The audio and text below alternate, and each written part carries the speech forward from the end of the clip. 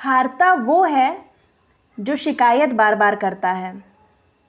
हारता वो है जो शिकायत बार बार करता है और जीतता वो है जो कोशिशें हज़ार बार करता है। नमस्कार मेरे प्यारे साथियों, स्वागत है एक बार फिर से आपके अपने चैनल हिंदी ओशन में। जैसा कि आपको ज्ञात है, इस चैनल के माध्यम से हम एनटीए, यूजीसी नेट, जेआरएफ की तैयारी कर रहे हैं हिंदी साहित्य से। यदि आप इस चैनल पर पहली बार आ रहे हैं तो इस चैनल को सब्सक्राइब करें और वीडियो अच्छा लगे तो लाइक एंड शेयर जरूर कीजिए।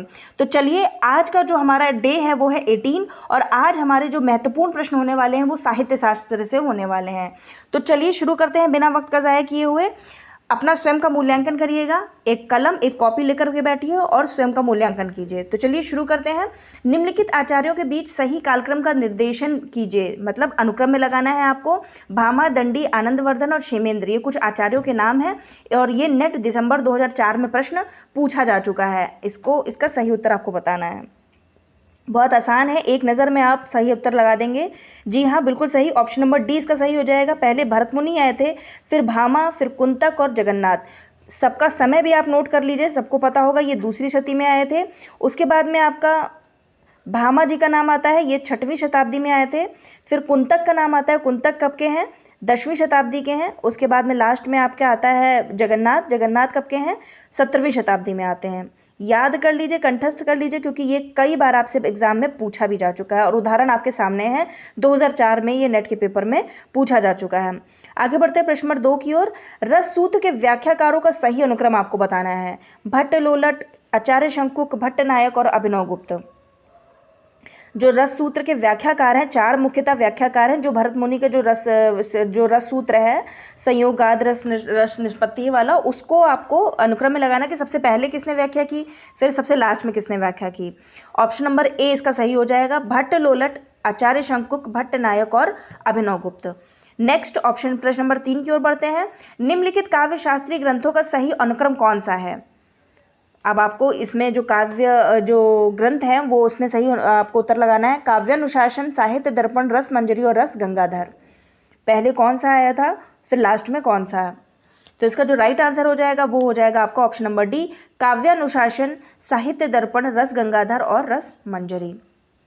ये 2005 में पूछा गया प्रश्न है। रस सूत्र के व्याख्याकारों को उनके सिद्धांतों के अनुसार में सुमेलित करना है। ये देखिए, भट्ट लोलट हैं, आचार्य शंकुक हैं, भट्ट नायक हैं और अभिनव गुप्त हैं। तो आपको बिल्कुल ये कंठस्थ कर लेना है, क्योंकि हर बार पेपर में ये पूछ लिया जाता है किसी न किसी रूप में। भट्ट लोलट का कौन सा है? उत्पत्तिवाद है। आचार्य शंकुक का है अनुमतिवाद और भट्ट नायक का है आपका भुक्तिवाद और अभिनव गुप्त का है अभिव्यक्तिवाद। आपको कैसे इसको याद करना है, आप देखिए, भट्ट लोलट, अब लोलट इसको लल्ला समझ लीजिए, छोटा बच्चा, हम लोग क्या लल्ला बोलते हैं।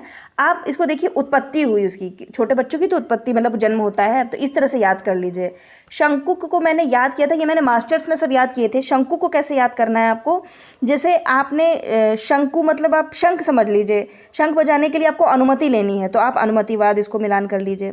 फिर भट्ट नायक, यहाँ नायक वर्ड छुपा हुआ है, तो नायक को आप देख लीजिए कि नायक लोग जो मतलब भुक्तिवाद मतलब भोग विलास में ज़्यादा वो संलिप्त रहते हैं, तो भुक्तिवाद इसका हो गया। और अभिनव गुप्त तो बहुत आसान है, अभी और अभी दोनों का मिल गया, तो इस तरह से आप मैच कर लीजिए। बहुत आसान है, आप चाहें तो सारी ही चीज़ें कंठस्थ कर सकते हैं, बशर्ते आपको लिंक करना आना चाहिए और आपको याद करने का माध्यम पता होना चाहिए कि किस तरह से आपको याद करना है। तो ज़रूरी नहीं है कि सारी ही चीज़ें मैं आपको बताऊं, कुछ कुछ चीज़ें अपनी ही ट्रिक बन जाती हैं। कभी कभी हो सकता है वो ऐसी ट्रिक बना ले कि आपको बताने लायक ही ना वो रहे, तो ऐसा भी होता है कईयों के साथ में। लेकिन आपको किस तरह से याद होता है वो आपसे अच्छा कोई नहीं जान सकता, तो आप उस चीज़ को याद रखिए। चलिए आगे बढ़ते हैं प्रश्न नंबर 5 की ओर। तो इसका जो सही उत्तर हो जाएगा, देखिए, भट्ट लोलट का हो गया था उत्पत्ति, तो ए का 4th ऑप्शन कहाँ मिल रहा है? बी इसका राइट हो जाएगा। नेट 2005 में ये पूछा गया प्रश्न है। आगे बढ़ते हैं, आपका 4 प्रश्न हो चुके हैं। जी हाँ, प्रश्न नंबर 5 की ओर बढ़ते हैं। प्रश्न नंबर 5 है, निम्नलिखित काव्य शास्त्रीय ग्रंथों का सही अनुक्रम आपको बताना है। रस गंगाधर, काव्यालंकार सूत्र, ध्वन्यालोक और काव्यालंकार। तो इसका जो राइट आंसर हो जाएगा वो हो जाएगा आपका ऑप्शन नंबर बी, सबसे पहले काव्यालंकार, फिर काव्यालंकार सूत्र, ध्वन्यालोक और रस गंगाधर। आगे बढ़ते हैं, प्रश्न नंबर आपका आता है 6। सुमेलित करना है आपको। शब्दार्थो सहितो काव्यम तद दौशो शब्दार्थो सगुणा वनलंकृति पुनः क्वापि रमणीयार्थ प्रतिपादकः शब्दः काव्यम वाक्यम रसात्मक काव्यम। और इधर आचार्यों के नाम हैं मम्मट, विश्वनाथ, भामा, आनंदवर्धन और पंडित राज जगन्नाथ। शब्दार्थो सहितो काव्यम, ये आपका भामा जी का है। तददोषो शब्दार्थो सगुणावलंकृति पुनः क्वापी, ये आपका मम्मट का है। फिर रमणीयार्थ प्रतिपादका, ये आपका है पंडित राज जगन्नाथ का। और वाक्यम रसात्मक काव्यम, ये आपका हो जाएगा विश्वनाथ का। तो इस तरीके से आपको याद करना है। इसको भी मैंने शॉर्ट ट्रिक से याद किया है एक तरीके से। अब जैसे मान लीजिए मेरे मामा का नाम विश्वनाथ है, ठीक है, तो मैंने उनको जो आचार्य विश्वनाथ है बहुत सारी चीज़ें मैंने लिंक करके उसको याद करी हैं। ऐसे ही आप भी याद कीजिए। मम्म से आप मम्मी आप बोल सकते हैं। तो इस तरीके से आप कुछ कुछ करके आप इसको याद कर लीजिए, क्या आपके लिए बेस्ट रहेगा, क्या आपके लिए सूटेबल रहेगा, उस तरीके से आप इसको याद कीजिए।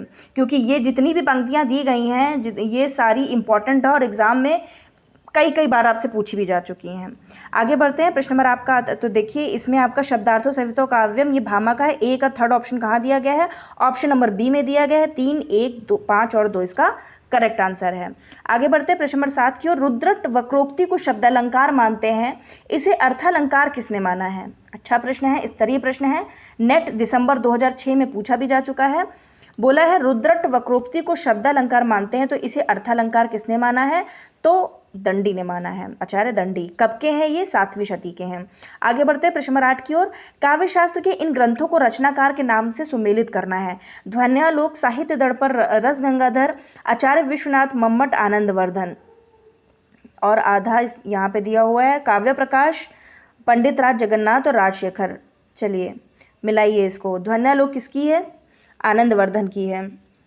साहित्य दर्पण किसकी है? आचार्य विश्वनाथ। देखिए फिर से विश्वनाथ, मैं तो दर्पण कौन देखता है, तो मैंने तो एक तरीके से याद कर रखा है, फनी वे में याद किया है, जैसे भी याद किया अब आपको याद करना है इसको। रस गंगाधर किसका है? रस गंगाधर है पंडित राज जगन्नाथ का, जो कि दिया हुआ है आपका ऑप्शन नंबर यहाँ पे दिया हुआ है। रस गंगाधर आपका यहाँ पे प्रश्न, ये आपका 4th ऑप्शन हो जाएगा। और आपका जो काव्य प्रकाश है ये मम्मट जी की रचना है। तो इसके आधार पर थोड़ा सा इनकन्वीनियंट होगा आपको करने में, तो आपको देखिए यहीं पे आप देख लीजिए। ध्वन्यालोक आपका हो जाएगा आनंदवर्धन। फिर साहित्य दर्पण आपका आचार्य विश्वनाथ। रस गंगाधर आपका हो जाएगा पंडित राज जगन्नाथ जी का।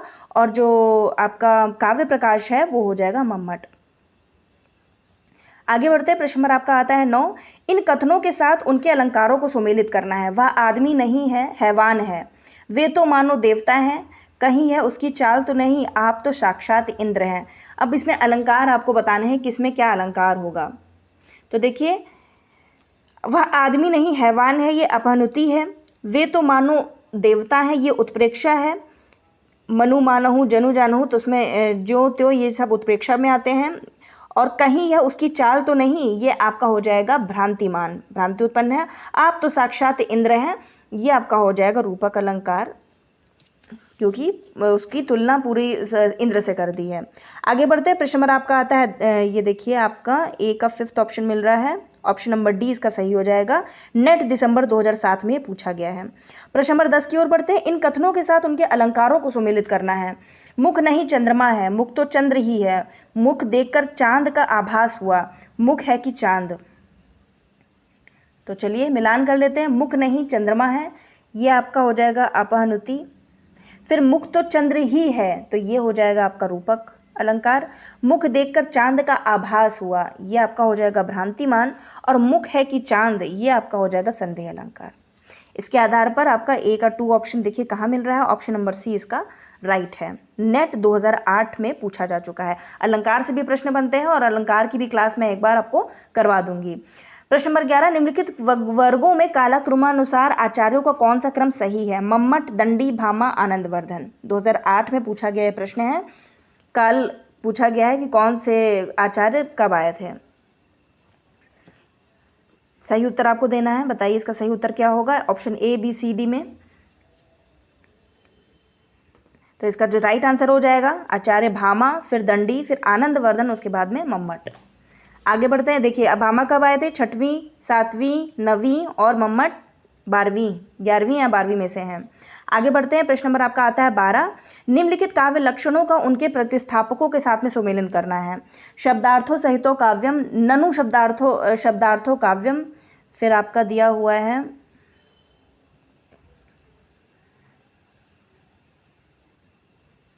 शब्दार्थों सहितो वक्र कवि व्यापारशाली और वाक्यम रसात्मक काव्यम। तो चलिए देखते हैं इसको। वाक्यम रसात्मक काव्यम ये तो आपका विश्वनाथ का है। शब्दार्थों सहितो वक्र कवि व्यापारशालिनी ये आपका हो जाएगा आचार्य कुंतक का है, ये जो कि वहाँ पे लिखा हुआ है। दो और देख लेते हैं। कुंतक हो गए और उसके बाद में आपका शब्दार्थों सहितो काव्यम ये आपका है, सबको पता है, भामा का है। और ननु शब्दार्थों काव्यम ये आपका है, हो जाएगा दंडी का। आगे चलते हैं। प्रश्न नंबर आपका आता है 13। लिखा हुआ है निम्नलिखित सिद्धांतों और चिंतकों को सुमेलित करना है। अनुमतिवाद, उत्पत्तिवाद, साधारणीकरण और अव्यक्तिवाद। आप देख रहे हैं एक बार पूछा गया फिर दूसरी बार पूछा गया, इस तरीके से प्रश्न आपके बनते ही बनते हैं। और ये कब आया था? ये आपका नेट दिसंबर 2009 का प्रश्न पूछा है। इसमें निम्नलिखित आचार्यों का, चिंतकों का उनके मतों के साथ में, उनके सिद्धांतों के साथ में सुमेलन करना है। अनुमतिवाद, उत्पत्तिवाद, साधारणीकरण और अव्यक्तिवाद। चलिए मिलान कर लेते हैं। अव्यक्तिवाद अभिनव गुप्त, अनुमतिवाद आपका आचार्य शंकुक, उत्पत्तिवाद भट्ट लोलट और साधारणीकरण किसका है? साधारणीकरण है भट्टनायक का। भट्टनायक का ही है ना। ए का थर्ड ऑप्शन मिल रहा है आपका, ऑप्शन नंबर ए इसका राइट हो जाएगा। देखिए अगर आपको साधारणीकरण में कन्फ्यूजन है, सी का 2 मिलान है तो हाँ बिल्कुल सही, भट्टनायक होगा। साधारणीकरण का भट्टनायक है। तो इसके आधार पर 3, 4, 2, 1 इसका राइट आंसर हो जाएगा। प्रश्न नंबर 14। भरत मुनि के रस सूत्र में निम्नलिखित में से किसका उल्लेख नहीं है? स्थायी भाव का, विभाव का, अनुभाव का या फिर व्यभिचारी भाव का? तो राइट आंसर इसका हो जाएगा स्थायी भाव का, इसमें उल्लेख नहीं दिया हुआ है। बाकी विभाव का भी है, अनुभाव का भी और व्यभिचारी भाव का भी है। इसी वजह से इनका भी रस सूत्र अधूरा ही कहा जाता है, क्योंकि जो मेन है वो स्थायी भाव है। अभिनव गुप्त ने तो स्थायी भाव को ही लेकर उसकी चर्चा की है, साधारणीकरण की। प्रश्न नंबर 15। निम्नलिखित आचार्यों का कालक्रमानुसार सही अनुक्रम आपको लिखना है। पंडित राज जगन्नाथ, कुंतक, भामा और रूप गोस्वामी। प्रश्न नंबर 15। तो इसका जो राइट आंसर हो जाएगा वो हो जाएगा आपका option number C, Kuntaka, Bhama, पंडित राज जगन्नाथ और रूप गोस्वामी। आगे बढ़ते प्रश्न नंबर 16 की ओर। निम्नलिखित उक्तियों को उनके ग्रंथकारों के साथ में सुमेलन करना है। सौंदर्य मलंकारः वाक्यम रसात्मक काव्यम। देखिए हर सब में पूछा जाता है वाक्यम रसात्मक काव्यम, तो कंटेस्ट कर लीजिए इसको। वागार्थविव संप्रक्तः वागार्थ प्रतिपत्ते और रमणीयार्थ प्रतिपादकः शब्दः काव्यम, ये किसका है? तो चलिए मिलान कर लेते हैं। सौंदर्य मलंकारः ये आपका है वामन का, माफ़ कीजिएगा वामन। फिर वाक्यम रसात्मक काव्यम ये मेरे मामा जी विश्वनाथ। वागार्थ विव संप्रक्तो वागार्थ प्रतिपत्ति ये आपके हो जाएंगे कालिदास। और रमणीयार्थ प्रतिपादका शब्द काव्यम ये हो जाएगा आपका पंडित राज जगन्नाथ। आगे बढ़ते हैं। प्रश्न ये आपका ए का 2 ऑप्शन कहाँ मिल रहा है? देखिए ऑप्शन नंबर ए में ही दिया हुआ है। 2, 1, 4, 3 एक ही ऑप्शन से भी मिल जाता है। लेकिन अभी क्या है ना, पेपर के स्तर बढ़ाने के चक्कर में लोग जो कॉमन होता जाता है उसमें कभी कभी 3-3 में भी 2 दे देते हैं, ताकि आपको और भी जानकारी होनी चाहिए। पेपर का स्तर ऐसे ही वो लोग धीमे धीमे बढ़ा रहे हैं, और वो दिन दूर नहीं जब आपकी निगेटिव मार्किंग शामिल हो जाएगी। इसलिए अभी भी समय है, जमकर मेहनत कीजिए और पेपर को क्रैक कीजिए। आगे बढ़ते हैं। प्रश्न नंबर आपका आता है 17। निम्नलिखित ग्रंथों को उनके आचार्यों के साथ में सुमेलन करना है। ध्वन्यालोक, काव्यालंकार, काव्य प्रकाश और काव्यानुशासन। इधर आचार्यों के नाम है मम्मट, हेमचंद्र, आनंदवर्धन और भामा और विश्वनाथ। ध्वन्यालोक आपका हो जाएगा आनंदवर्धन का, काव्यालंकार आपका हो जाएगा भामा का, काव्य प्रकाश है मम्मट का और काव्यानुशासन है हेमचंद्र का। बहुत आसान था। तो इसका जो राइट आंसर हो जाएगा ए का 3rd ऑप्शन किसमें मिल रहा है? ए का 3rd ऑप्शन मिल रहा है ऑप्शन नंबर सी, 3, 4, 1, 2। आगे बढ़ते हैं। प्रश्न नंबर आपका आता है 18। कालक्रमानुसार ग्रंथों का सही अनुक्रम आपको बताना है। काव्य प्रकाश, दश रूपक, काव्यालंकार, सूत्रवृत्ति, नाट्य शास्त्र। देखिए कितने सारे रिपीट, ये आपके रिपीट हुए सारे क्वेश्चन है साहित्य शास्त्र से, कि कभी 2005 में पूछा, फिर 2011 में पूछ लिया, कभी 2009 में भी पूछ लिया। तो ये जो आप PYQ अगर सॉल्व करेंगे ना तो आपको बहुत सारी चीज़ें क्लियर हो जाएंगी। जान होती है किसी भी पेपर को अगर क्लियर करना है तो PYQ उसका जरूर देखिए। अगर PYQ नहीं देखा है, सिर्फ पढ़ते चले जा रहे हैं तो आप रॉन्ग दिशा में आप तैयारी कर रहे हैं। सही दिशा में कैसी तैयारी करनी है, तो PYQ से अच्छा ऑप्शन हो ही नहीं सकता। आप सिर्फ और सिर्फ 10 साल के PYQ ही सॉल्व कर लीजिए, और वो अभी श्रृंखला चल रही थी, अभी 2-3 दिन से नहीं चल पा रही है, उसको भी हम लोग कंप्लीट करेंगे। 2014 तक हो गया था, हम लोगों ने 2010 से स्टार्ट किया है। 10, 11, 12, 13, 14 इसमें 2-2 पेपर होते थे पहले, 2-2 पेपर हम लोग कर चुके हैं। उसके बाद फिर धीमे से 2013 का माफ़ कीजिएगा 2014, फिर 15, 16, 17, 18, 19, 20 और 21, ये 8 साल के पेपर 7 साल के पेपर बचे हैं, इनको भी हम लोग पूरी तरीके से कंप्लीट करके ही दम लेंगे। 2018 फिर प्रश्न नंबर 18 का उत्तर बताइए। इसका जो सही उत्तर हो जाएगा वो हो जाएगा आपका ऑप्शन नंबर बी, इसका राइट हो जाएगा। सबसे पहले नाट्यशास्त्र किसका है? भरत मुनि का। काव्य अलंकार सूत्रवृत्ति, दश रूपक और काव्य प्रकाश। दश रूपक किसका है? धनंजय का है। काव्य प्रकाश किसका है? मम्मट का है। आगे बढ़ते हैं, प्रश्न नंबर आपका आता है 19। इनमें से कौन रस सूत्र का व्याख्याता नहीं है, जिसने रस सूत्र की व्याख्या नहीं की? अगर 4 के नाम पता होंगे तो एक तो वैसे भी एलिमिनेट हो जाएगा। शंकुक, भट्टलोलट, वामन और अभिनवगुप्त। भट्टलोलट ने भी की, अभिनवगुप्त ने भी की, शंकुक ने भी की, लेकिन किसने नहीं की व्याख्या? वामन। नेट दिसंबर 2011 का ये प्रश्न है। प्रश्न नंबर 20। निम्नलिखित उक्तियों को उनके ग्रंथकारों के साथ में सुमेलित करना है। तद्दोषो शब्दार्थो सगुणावलंकृति पुनः क्वापि प्रज्ञा नवोन्मेष शालिनी प्रतिभा मता ना कांतमपि निर्भूषम विभाति वनिता मुखम किरीति भनिति भूति भल सोई सुरसरी सम सब कहा हित होई। तो इसको आपको मिलान करना है। तद्दोषो शब्दार्थो सगुणावलंकृति, यह आपका है मम्मट का। फिर प्रज्ञा नवोन्मेष शालिनी प्रतिभा मता, ये आपका भट्टतौत का है। फिर न कांतमपि निर्भूषम विभाति, ये आपकी जो उक्ति है ये भामा जी की है। और किरीति भनिति भूति भल सोई, ये आपकी जो पंक्ति है वो हो जाएगी तुलसीदास की। तो इसके आधार पर ए का थर्ड ऑप्शन देखिए कहाँ मिल रहा है। ए का थर्ड ऑप्शन नंबर डी इसका राइट है। 3, 1, 4, 2। नेक्स्ट प्रश्न नंबर 21। भरत मुनि के अनुसार काव्य में कुल कितने गुण होते हैं? 10, 5, 3, 7।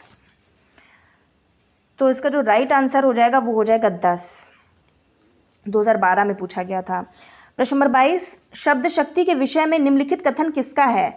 अभिधा उत्तम काव्य है, मध्यम लक्षणाहीन, अधम व्यंजना रस विरस उलट कहित नवीन। ये आपको मैं होमवर्क दे रही हूँ। प्रश्न नंबर 22 का होमवर्क, एक और प्रश्न आपको होमवर्क में मिलेगा और उसका कमेंट बॉक्स में आपको किसने दिया है। देखिए 4 ऑप्शन दिए गए हैं। केशव दास होंगे, फिर आपके केशव दास, भिखारी दास, देव कवि और चिंतामणि, चारों में से किसका है ये उक्ति आपको बतानी है।